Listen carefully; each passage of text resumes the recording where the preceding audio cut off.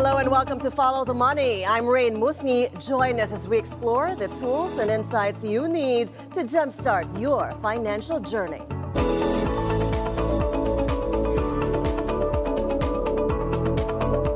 We begin with this developing story out of Seoul, where South Korean investigators have arrested President Yoon Suk-yeol on Wednesday after launching a pre-dawn operation to bring the impeached leader in for questioning over his short-lived martial law declaration.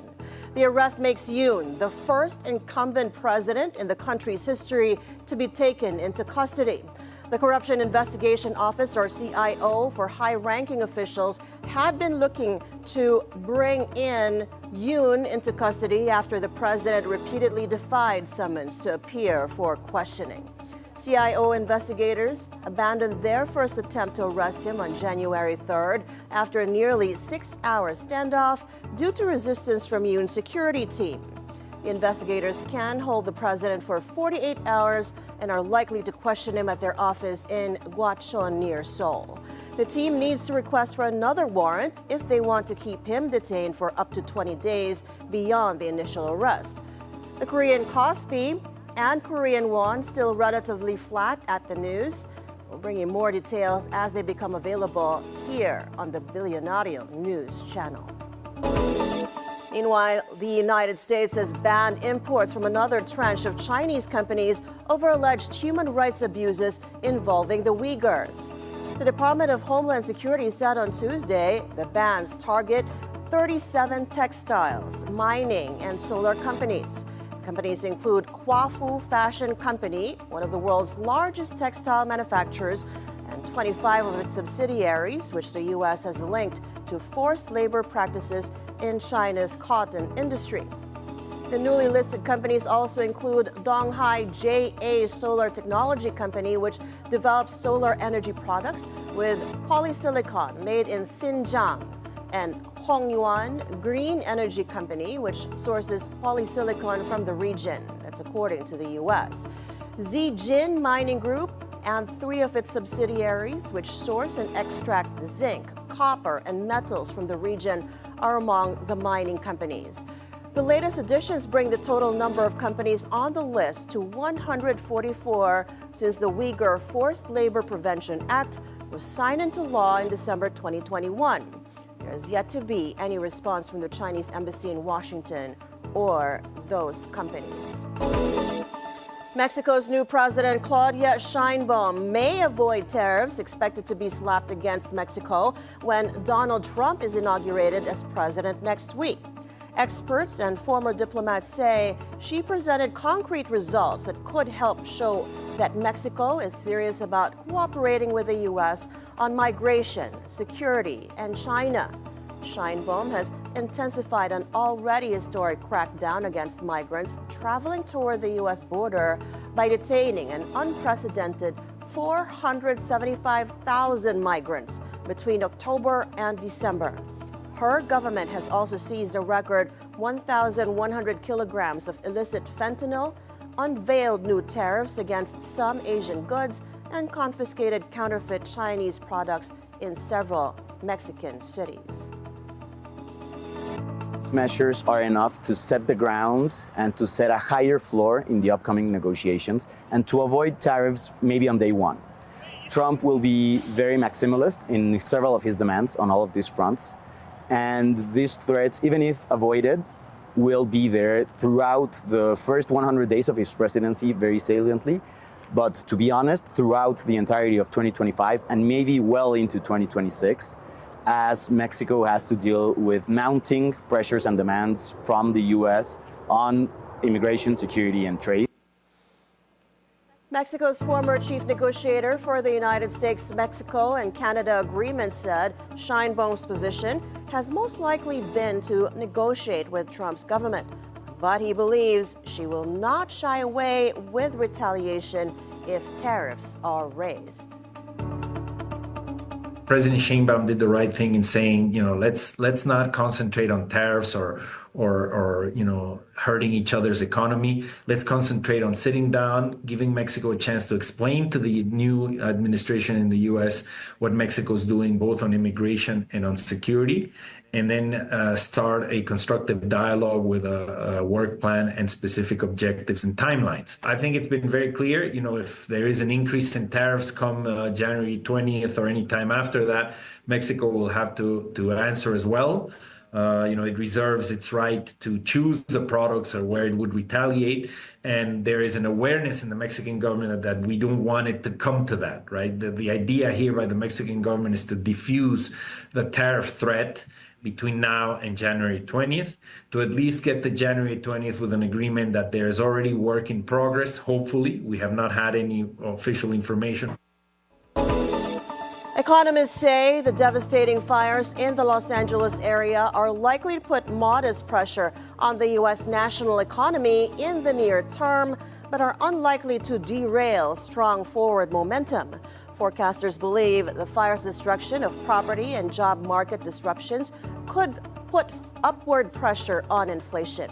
Now, as they also slow growth and put modest brake on hiring, but not at a level large enough to fundamentally change the outlook.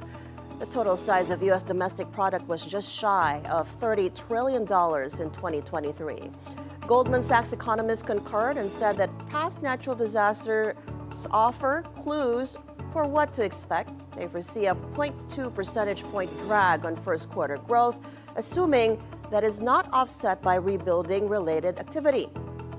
Goldman Sachs forecasters do not expect the fires to push up immediate claims for unemployment insurance either. Morgan Stanley analysts are roughly on the same page and project between a 20,000 to 40,000 drag on job creation levels. They note inflation pressures, as measured by the Consumer Price Index, stripped of food and energy costs, are likely to be 4 to 9 basis points higher on fire impacts. Over 100 wildfires continue to raze various parts of Los Angeles with no end in sight as weather conditions stoke the blaze. It's so far killed 24 and left 24 more missing, some 12,000 structures destroyed. TikTok has called a report that China is considering a sale of the social media company's U.S. operations to Elon Musk as pure fiction. TikTok spokesperson told BBC News the company cannot comment on pure fiction. The firm's comments came in response to a report by Bloomberg that Chinese officials are weighing an option that could see its business in America being sold to the world's richest person if the U.S. Supreme Court upholds a ban on the app. Supreme Court justices are due to rule on a law that set a 19th for January deadline for TikTok to either sell its U.S. operations or face a ban in the country on national security grounds. With 170 million users in the U.S., TikTok has repeatedly said that it will not sell its U.S. operation and that the Chinese government stake has, quote, no bearing on ByteDance's global operations outside China, including TikTok. An analyst believes a Supreme Court decision to allow the TikTok ban may result in high tensions in the U.S. and China. I mean, this could have a cascade of impact. High tensions in U.S. and China. If they ban TikTok and Trump doesn't ultimately stop this, or at least tell the DOJ to ultimately not enforce the law, it could really have a cascading effect in terms of U.S. companies, Apple, Tesla, and China. And it would definitely get the U.S.-China relationship with Trump coming back in off to I'd say a bad foot. I believe this is one of the first things Trump will take care of, given the immediacy of the ban on the 19th. Look, it's possible that ByteDance could sell TikTok. We believe if they sell it, it's without the algorithm, which is call it the brains behind the technology. And in that case, it's probably worth less than $50 billion, if they sell it. But look, this is a game of high stakes poker. Trump administration does not want ultimately to ban TikTok. And I think this is just the first step. X and Musk have so far not issued any comment. Musk is a close ally of U.S. President-elect Donald Trump, who is set to return to the White House on January 20th. New users have piled in to Chinese social media app RedNote just days before a proposed U.S. ban on the popular social media app TikTok. Sources tell Reuters in only 2 days, more than 700,000 new users joined RedNote, known in China as Xiaohongshu. Its popularity was driven by American social media users casting about for an alternative to ByteDance's owned TikTok, days ahead of its looming ban. Xiaohongshu did not immediately respond to a request for comment, but app data research firm Sensor Tower says U.S. downloads of RedNote were up more than 200% year on year this week and 194% from the week prior. Reuters also reported that the influx appeared to catch RedNote by surprise, with app workers scrambling to find ways to moderate English language content and build English to Chinese translation tools. RedNote, a venture capital-backed startup with a most recent valuation of $17 billion, allows users to curate photos, videos, and text documenting their lives. In recent years, it has become a de facto search engine for its 300 million plus users looking for travel tips, anti-aging creams, and restaurant recommendations. The share prices of some China-listed companies that conduct businesses with RedNote, such as Hangzhou One Chance Tech Corp, surged as much as 20% on Tuesday. I love this especially today because the government said we're taking away TikTok because the Chinese government having our data is a threat, to which hundreds of thousands of millennial, Gen Z, and Gen X Americans went, and we, myself included, downloaded an even more Chinese app and went, here's our data. Now give us the dancing cats. It's RedNote, Xiaohongshu. Confident I didn't say that right. But so many of us downloaded it, we crashed out their system. It can't verify users right now. It's so overwhelmed by Americans just flocking to it. I love us. Somebody asked Duolingo how many people switched to Mandarin in the last couple days. I need to know. I've heard about RedNote. Neptune, Bluesky, things like that. I'm not fully sure yet. I'm not fully convinced that TikTok getting banned yet. It's like hard to believe almost. But if it does, like all I can do is to keep doing what I'm doing. You know, I'll hop onto other apps, of course. It'll just be like we wake up on the 20th and it either doesn't work or it still does. It's probably better for my productivity because I use it a lot.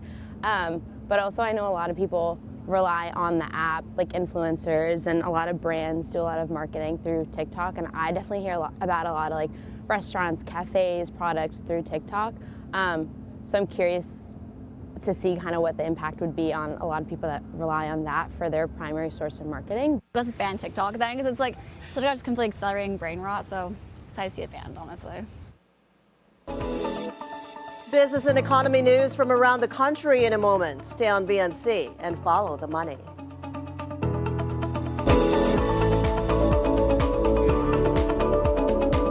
Lifestyle, beauty, food. We got you. If you want a gift that gives back, memories that is, this one is on my wish list too. Join Marie Lozano where she uncovers the untold stories and surprises in the world of lifestyle. I had already accepted my excess baggage fee. It's time to show me what you're really about. The Lifestyle Lab on BNC, the Bilyonaryo News Channel.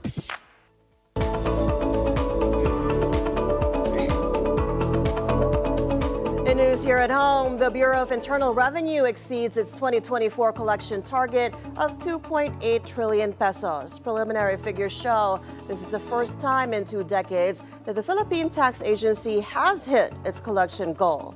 This comes despite slower economic growth of 5.2% in the third quarter, down from 6.4% in the second quarter of 2024.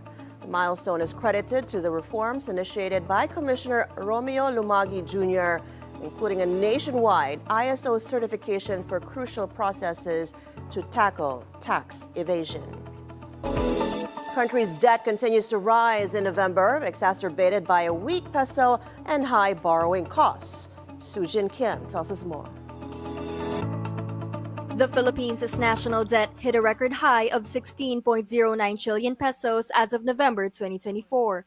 According to the Bureau of Treasury, this marks a 70.7 billion peso or 0.4% increase from October, driven by new borrowings and the peso's depreciation against the dollar. Currently, nearly 70% of government debt is domestic, while over 30% is foreign obligations. Domestic debt rose by 31.82 billion pesos due to additional securities, while foreign debt grew by 38.88 billion pesos, largely due to the peso's weakening. The Bureau of Treasury is working to shift the funding mix to 80% domestic and 20% foreign to reduce exposure to foreign exchange fluctuations and global uncertainties.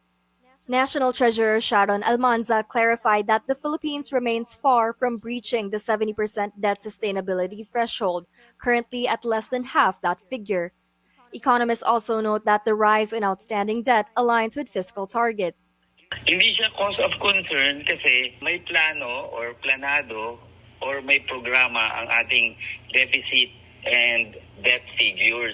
So alam natin over the medium term magkano yung kailangan nating gastusin para sa ekonomiya at ilang porsyento nung gagastusin natin yung uutangin, ilang porsyento yung manggagaling sa taxes, etc.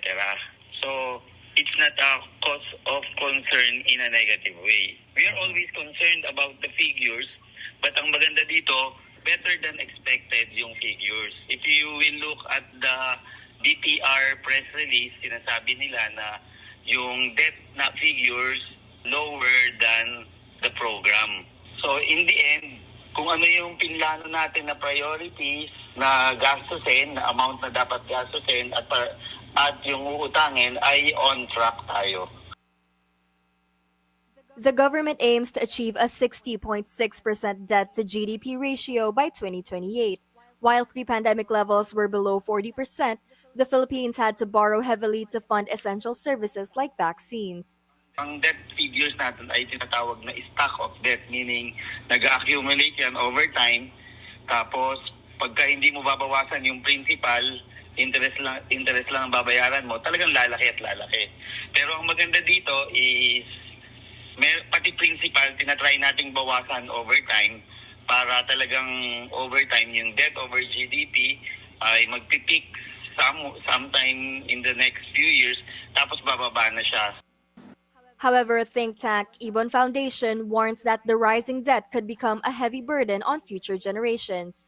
That debacle in December was quite clear about government's priorities. They are willing to automatically pay all debt without any consideration at all of how their contribution or not. But unfortunately, they're also quite willing to cut spending on education, on health, even on housing actually, and agriculture, because they are keeping debt service sacrosanct. And I think that is a huge burden on Filipinos of this generation, but especially when talking about education and health on future generations of Filipinos. Africa also called for debt relief from creditors. There's so much to fix on the revenue side to reduce our reliance on debt, but it's actually also so much to fix on our debt service side. I don't think there's any shame in asking for debt relief. We should go to our creditors, especially the multilateral development lenders, but even friendly bilateral donors, bilateral lenders, which is say Philippine poverty and hunger are getting worse. Agriculture and domestic manufacturing are failing. They're decades lows. These, I think, are good cases for asking for lighter terms for creditors to ensure repayment and debt sustainability that is not at the expense of social services and people's immediate needs right now. Sujin Kim, Bilyonaryo News Channel. The Philippine car industry posted strong sales despite missing its year-end target. This reflects a recovery in consumer spending despite high interest rates and supply chain issues. Still, automakers remain optimistic for this year, adapting to market trends and introducing new models. Our mobility correspondent G. Baroga with that report. While the local auto industry fell short of its goal of 500,000 units, it still ended 2024 on a strong note. The total sales reached 467,252 vehicles, marking an 8.7% jump compared to the same period last year.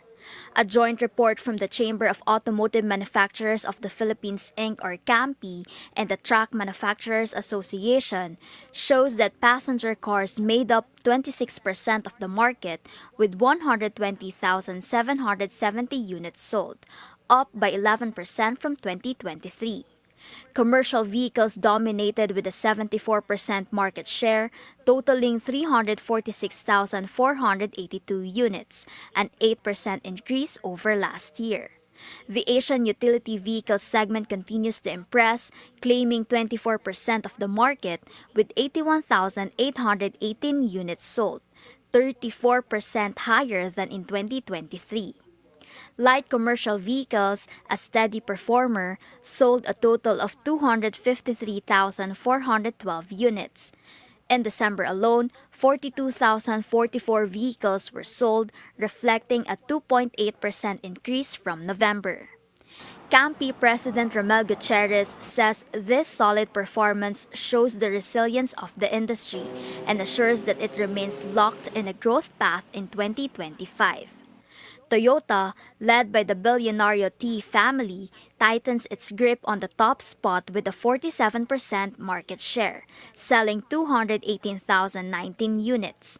Mitsubishi holds second with 19%, moving 89,124 units, while Ford sticks to third despite a slight 11% dip in sales, totaling 27,997. Nissan and Suzuki round out the top 5, each with 6% and 4% market share respectively. For BNC Mobility, G. Baroga. On the lighter side, China kicked off its 40-day Spring Festival travel rush on Tuesday.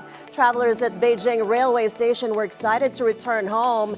And last year, around 8.4 billion total trips were logged during the holiday period.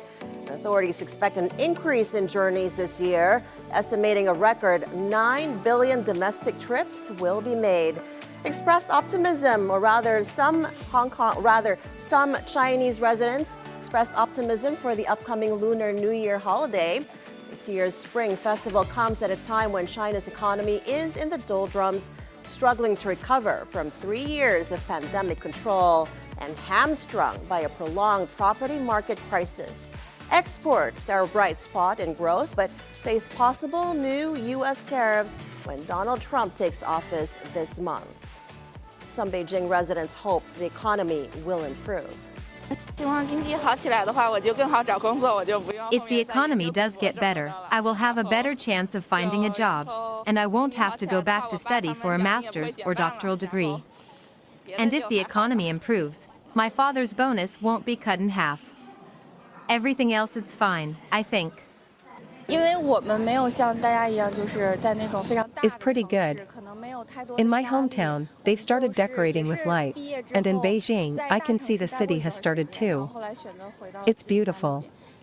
Although the economy has slowed down, I think the country as a whole is taking its own considerations. For us ordinary people, living a good life is what matters most. Peace within our country now is the greatest happiness, and that's what brings the ordinary people like us the most joy. And that is it for today's edition of Follow the Money. I'm Raine Musñgi. Thanks so much for watching. Keep it here on BNC, the Bilyonaryo News channel, always on top.